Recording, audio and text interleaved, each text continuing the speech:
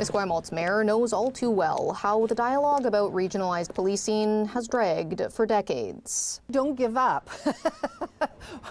we have to keep trying. Barb Desjardins wants to see a regional police force on southern Vancouver Island instead of the fragmented municipal departments in Victoria, Oak Bay, Saanich, and Central Saanich. It's getting increasingly difficult for everybody to be recruiting.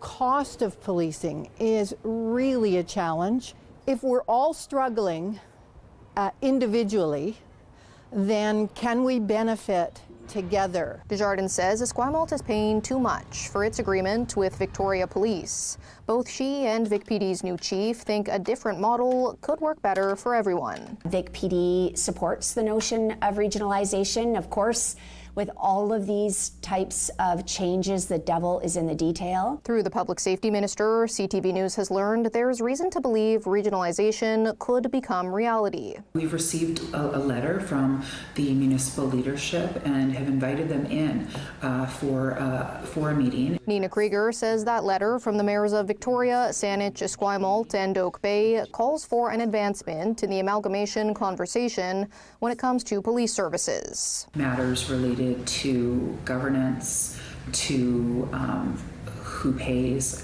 for what and how much are going to be the key questions. Those in favor of the model say it could be a money saver and lead to more effective, cohesive policing. You know, if you're looking for some sort of magic change by changing uniform and making police forces larger, the bulk of what the police do doesn't change.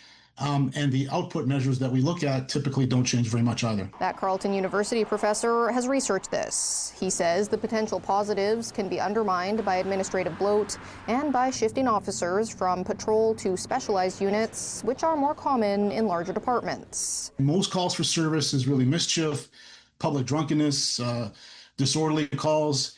That makes up the lion's share of police responses, and that can be handled by patrol officers wearing all sorts of different uniforms. A consideration that could lead to even more conversation. I am confident that at some point regionalization will occur.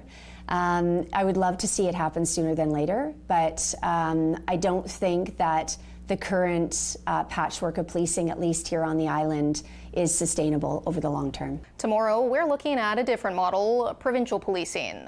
That's something a committee tasked with exploring police reform recommended 3 years ago. In the next installment of this series, we ask if it's ever going to happen. Anna McMillan, CTV News, Esquimalt.